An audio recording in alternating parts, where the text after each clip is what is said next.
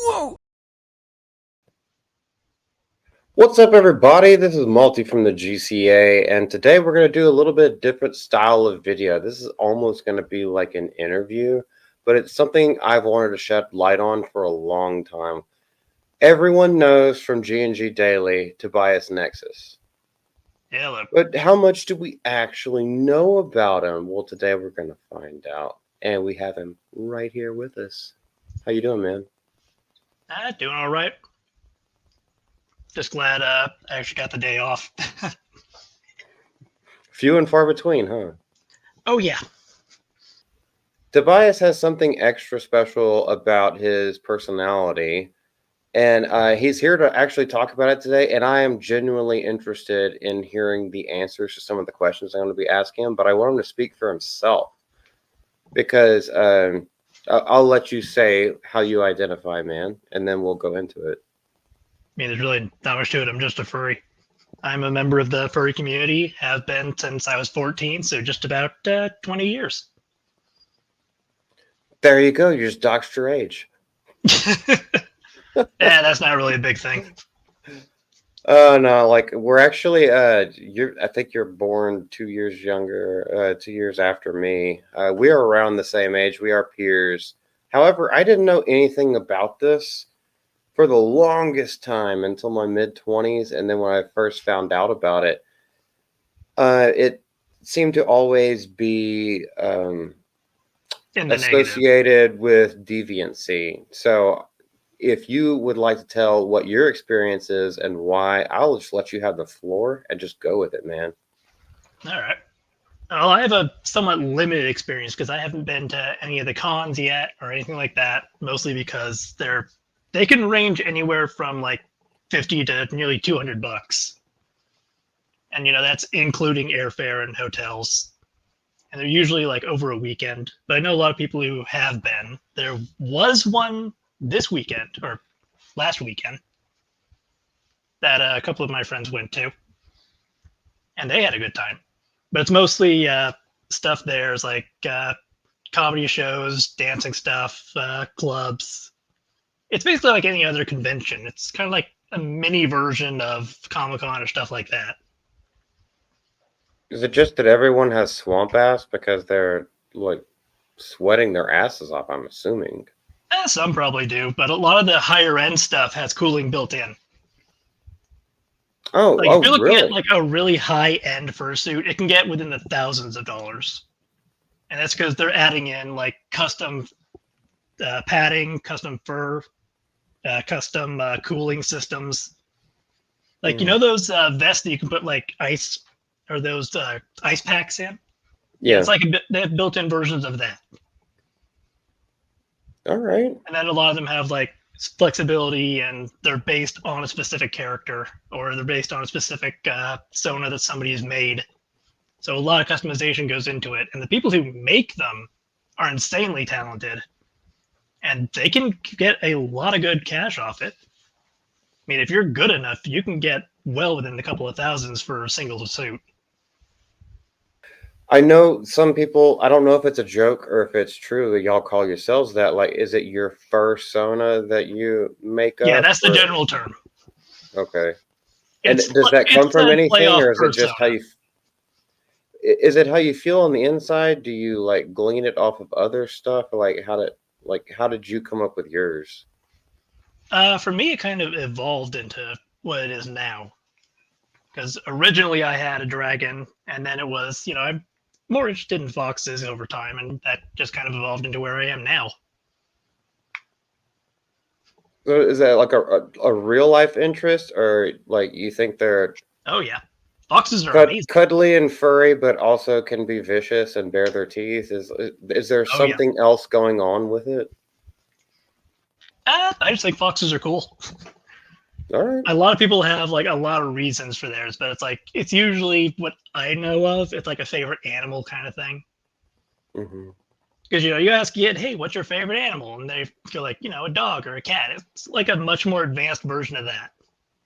It's basically the idea of, hey, this is a character I can have complete control over. I can make them how I want to look. I can make them how I want to be. It's essentially a persona, just as an anthropomorphic animal instead of a human. Yeah, I mean, might as well use the pun as well. Yep, that's why Uh, personas. yeah, I don't see anything wrong with that. I just wanted to make sure there wasn't something else behind it. It's like I want to hear the actual Now, as far as reasoning I to it. know, that's the only reason. But I mean, furries Yeah. have been around for a long time. I mean, just not by the term furry. I think that came around sometime in the early 70s, late 60s, when anime and stuff was starting to come over from the East. Mm. Furry stuff kind of came along with it as one of the founders of essentially the furry movement now, or the furry culture now, also brought over the anime culture. Would you say that so around that time, would you say that the Playboy bunnies that had the little like fuzzy tails had something to do with it as well? I have no idea. You have to ask Hugh Hefner that one. Or I mean, just like the lore that's passed down in general, because putting bunny ears and like making a cute bunny, like that goes back decades and decades as well. But then maybe If you that's go back where like, far enough, we furries have existed not in current iteration, but there are like prehistoric artwork of anthropomorphic animals. I mean, we've been around a very long time, just not in the current iteration. We kind of evolve as society evolves. I mean, you look at like the ancient myths from Asia. So you have Japan, Korea, and China all have some variation of the multi-tailed fox spirit. yeah, the fox god, baby metal, that's their deity. Yeah, the Japanese call it the kitsune. Yeah, kitsune. But essentially, Um, it's a fox that has grown old enough that it can have multiple tails. mhm, So if you see just a normal fox walking around in Japan, it's not old enough to have gotten a second tail yet. gotcha. But the myth was, they could transform into beautiful women and steal husbands away, that kind of thing. The general lore, that kind of stuff. Yeah, I mean, well, Egyptian culture, you also have Osiris, which is a bird, and you have Anubis, which is Oh, Anubis is a not a popular one. dingo, but a dog. Yeah. A jackal. Ja- yeah, a You jackal have from the Beset, who's a canine family. cat. But isn't he Lord of the Underworld for or Lord is it He's Lord of Death or Lord of the Underworld? he's the judge of the underworld.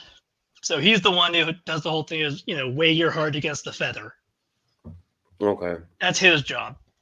So he's essentially a version of the Grim Reaper. He takes the souls to the afterlife and then judges them there if they're worthy to go through the afterlife or not.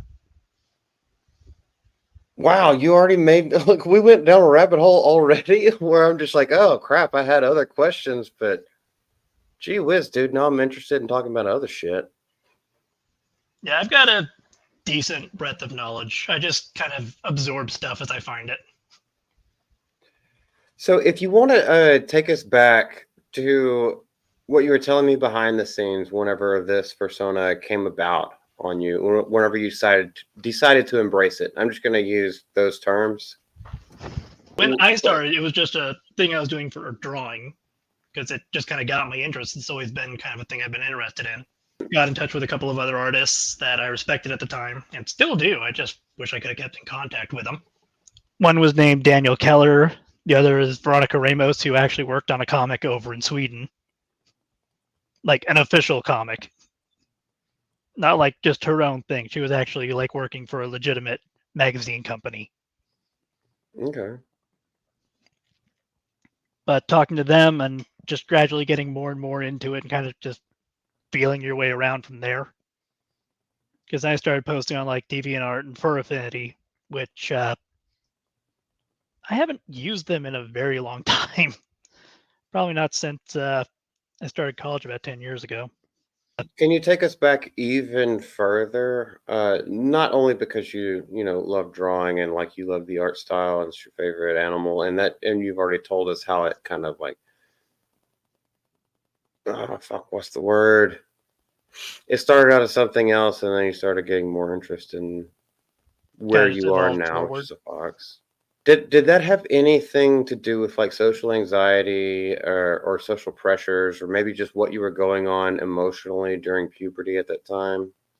Well, I am autistic. I am on the spectrum. It used to be Asperger's syndrome. Now it's just Hmm. autism spectrum disorder. It's essentially a high functioning version of autism where we're just not really social. And it's not the super autism like you see in the movies. I'm not Yeah. a math genius or anything like that. I can't see the numbers in my head and make instant calculations. Is that real autism or is that just being an idiot savant? It can kind of go into both. Okay. I think Idiot Savant is more you're like extremely specialized in one thing. Well, like Rain Man, like he could just memorize everything as soon as like numbers, ridiculous numbers as soon as he saw them. It's like 428 toothpicks or however many it was. Yeah, I think that falls more into the autism spectrum. Like I'm not Hmm. sure where it would land, but I know he still was considered fairly high functioning.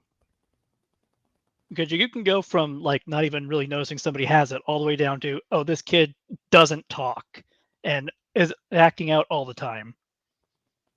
Yeah. And that's low level or lower functioning autism. Gotcha. But I also found that while I was in the community and while I still am, a lot of people just don't care if you're autistic or not. They're just, yeah, you're just another fur. You're just you. Kind of feel more at home in a way. It felt like more of a community. It was like, yeah, we don't really care as long as you don't do anything too strange. That's kind of where I was going with it. Like, okay, so you found a community of, I'm assuming, semi like minded people, or at least people who are just accepting of whatever you choose to be. It was like, oh, we're not here to judge. We're just here to have fun and commune. Is that correct? Yeah, and for a lot of people, there's also a lot of business involved in it too. Because I mean, you get the artists who can make, they make their living off doing commissions, Hmm. and then you have musicians, CG artists, video game designers. I mean, one of the most popular right now is Wukong Black Myth, and you can guarantee that's definitely got a furry following. Oh yeah, but I mean, maybe they don't even know the actual Chinese mythology, but he actually was the monkey god. But I Like, understand yeah. it as more of like media that I've seen involving that character. Mm, okay. But a lot of that stuff was Chinese based, so I understand a little bit more about where the mythology comes from. And a lot of people are like, monkey game. True. Well, a lot of people are fucking stupid ass plebs, but yeah, what it comes down to, basically the thing between Wukong and Buddha, it was Taoist religion versus Buddhist religion, and that's kind of where like the struggle started and which one rose up. But we don't have to go into that either. Nah, I don't really pay attention to the religious part of that. I just like the stories. Yeah. Well, I think it's completely right for picking for great stories, great mythology, and makes for a great game, as we are seeing. And there's been a couple of really successful furry titles. Like you had Sly Cooper on the PlayStation. You True. have Star Uh, Fox on Nintendo, which they haven't done anything with in the last probably 6, 7 years since Star Fox Zero, which was on the yeah. Wii U. I mean, you got Banjo Kazooie, Conker's Bad Fur Day. Like this stuff goes all over the place. If that's what you're talking about, anthropomorphized Yeah, and animals then you get being the into the main PC characters. market now, and you've got stuff like Wild Assault, which is a Chinese-based company that's essentially a hero shooter using anthropomorphic animals, but somehow in the Mojave Desert. And then you have stuff like Dust and Elysian Tale, which was a really great hack and slash side scroller game. Well, also we could go back even further to like the Looney Tunes and like some of our most favorite characters of all time are Sonic the anthropomorphized Hedgehog animals. Yeah, oh, Bugs got Bunny, that movie coming out. Lola Bunny. I think everyone Yeah, realized that they were a straight male whenever they saw her on the first Space Jam. Yeah, Lola Bunny, Maid Marian, Judy Hopps. There's a lot of great characters like that. I mean, for Nintendo Power back when I was a teenager, back when Star Fox Adventures came out, she was voted best new female lead, and her voice actress for that game, Estelle Ellis, is still very involved in the community. I mean, she Hmm. does voice work for various modding, so she has the two biggest ones that she's done where she does a complete voicing of Crystal and goes over all the lines were the Half-Life 2 series. So Hmm. Half-Life 2, episode 1 and episode 2, she completely re-voiced over the entire script for Alex as Crystal from Star Fox. Wow. Yeah, it was a very large undertaking, To say the least. Yeah, all that. Mm. and she's very involved in it still. They're actually working on a fan game that I'd like to shout out called Star Fox Horizons, and they're currently working on that. She's doing the voice acting for Crystal for that one. You heard it here first. Let's get to the nudist elephant in the room. Do you have any insight as to why there seems to be so much sexual deviancy associated with the furries? Or do It's you just like think everything else. It's the bad apples spoil the bunch. that, yeah, that's kind of what I was thinking too, but how did they get so much Honestly, spotlight a lot of when the there's, controversy was well before I joined. Like when I came into the fur community, this kind of stuff was already going. Like you had stuff like CSI and those shows showing it as degeneracy. Like, oh, this person was a furry. They were clearly disturbed. and somehow That's it an just old became joke. rampant because of things like CSI? Is that what you're saying? I'd say it became more rampant as the internet grew. It was more of a niche thing like everything else back in the early 90s and before that. And then the internet, kind of blew up and everything kind of blew up around it. Yeah, there are freaks everywhere in every corner of society and even off the grid outside of society. There are people who are just like freaking wonky with what they do. And the internet just makes it far easier for them to meet each other. True, but I don't even know if we can get away with talking about what is the certain category called? I think it's FUTA, Oh, Fuda? I think that's more of an Futanari or anime thing. something. Yeah, But Funitari is. I think that's more of a hentai thing than a furry thing. but aren't most of those like what's the ones that like they take the animals and then put them in compromising positions? I think that's just called feral. Feral, Yep, I like think that's more just FERAL. feral. Yeah, Hmm. because I mean, there's a line that a lot of furries are not going to cross. And I think everyone knows that line. It's the B word. No actual Yeah, furs yeah. cross that line. Like Like as I soon would as you hope not, but even that's kind consider of where I'm crossing like, that line, you're kind of out of the community. yeah, I just don't know why. Okay, so you hear a lot about like furries have a lot of eyes wide shut parties and stuff like that. Like you wonder where does that attraction to this costume come from, and does it stem from something like the far from the best world word, but it starts with those four letters. Yeah, Do you that do you know, or those is have it been just around a lot speculation? longer than I know. Because, like I said, the furry iteration as we currently know it started sometime in like the late 60s, early 70s, and it kind of just grew out from there.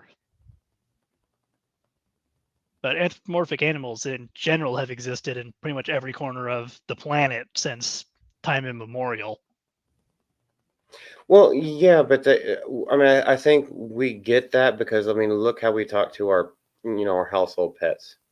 We treat them like, oh, it's my Your daughter, fur baby. my dog is my baby, my fur baby. But you Yeah, I don't think think those people about are it just in a weird. lascivious aspect. But I mean, yeah, and we've already touched on those kind of topics, like going back to ancient deities from old civilizations. Like that's always kind of been the thing. Like in order for humans to communicate, like we communicate with whatever, you Whatever know. we were trying to do to understand the world around us. Yeah, pretty I mean, much. the Native Americans had, the skinwalkers and shaman, shapeshifters. Wendigoon. The Wendigo is, Wendigos, but I'm shouting out Wendigoon. yeah, Wendigoon is actually a great channel. I just saw his thing on the Byford Dolphin. Oh yes. Sorry, that's And off that topic. was, yeah, it was But just really anyway, excellent. yeah, we're getting a little bit off topic. So this might, unless there's something else you want to set straight. Obviously, Tobias is based as fuck. He's a cool ass dude. He's part of Geeks and Gamers community. You see him all the time.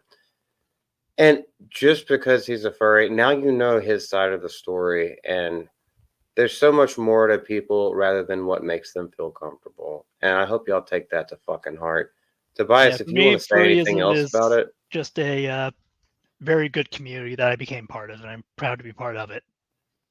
say it one more time. I think we're talking over each other. It's just a very great community of people that I've managed to find. Because a lot of people I talk to and I share stuff with, a couple of the other groups I'm in, a lot of them are like very old. Like we have people in a couple of the groups I'm in who are like in their 50s and they're furs since then, Wow. and they're what we call gray muzzles. Yeah, you got the gray hair, gray muzzle, Yeah, there's nothing wrong with it, man. and pretty much any character can be considered furry as long as they're considered anthropomorphic in some capacity. It's the idea that you're able to completely control this character. It's like I don't have to deal with society's constraints. I can just be what I want to be. Hiding behind this other character or behind the screen. I can just let it all go. I can show what I want to show. I can do what I want to do. And I can create an entire universe around just these characters that I've come up with. So if that's basically what it comes down to, For me, that's anyway, yeah. extreme. That's extremely admirable. I mean, you look at people who can create out of anything, and I find that incredibly crazy. Like, you look at some of the stuff that's coming out in like indie titles and stuff. It's like, how do people even come up with some of these things? Oh man, it's when you actually let your imagination soar. And I know social anxiety is a big thing, and like social pressures, and maybe not even social pressures, familial pressures. Yeah, I'm There's lucky to all have a kinds of family that's stuff. pretty inclusive. Yeah. But I mean, even if you don't suffer from it, a lot of people might feel those things as well. And, add on top of that disorders of, varying degrees. Like it's easy to understand.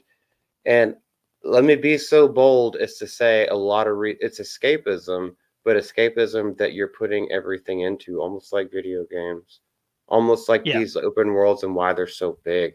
Because, but in this case, you're not playing someone else's open world that they've created for you to take part in.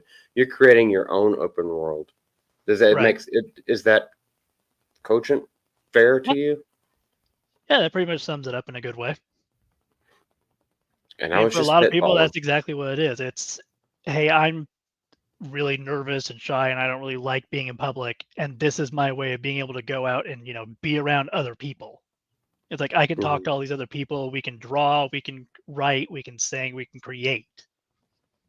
And then from that, you kind of just build around a community. And eventually you find people that you're pretty close to. Yeah. And all done maybe I guess I'm assuming y'all don't show your faces to each other, but I have no A lot of idea. But people do. Like if you go to some of the cons and stuff, there's artist alleys, that kind of thing. And a lot of artists will be there in person taking commissions. oh, okay, gotcha. Have you ever done that? Oh, I No. know you said yeah. I know you say you haven't been to a con, but like, have Yeah, you I ever need to go done to that one in the eventually. groups? Red said one of these days he's going to drag me to one. Well, if they had kept true to that, like bring Ryan Kennel to a furry con fund, we know they won't because Jeremy will just hoard it for himself. But Yeah. and his Culver's addiction. He'll have to go out and buy himself some new Crocs. Hey, Crocs are comfortable, but I use them for work. When I get out of work, I still want to just kick them the fuck off. Yeah, the only reason we even have a pair around here is just because they're, you slip them on, you go outside, do something, and you slip them back off when you come in. Hmm. Mine's for mitigating oil spills and also being non-slip. That works. But and also standing on your feet for 9 hours at a time. Yeah, But I that's think really this is problematic. this is going to end this segment. Tobias, obviously a very approachable and also well-read, educated, and just all around good human being. Send them to the slaughterhouse! The Easter Bunny is Jesus's persona.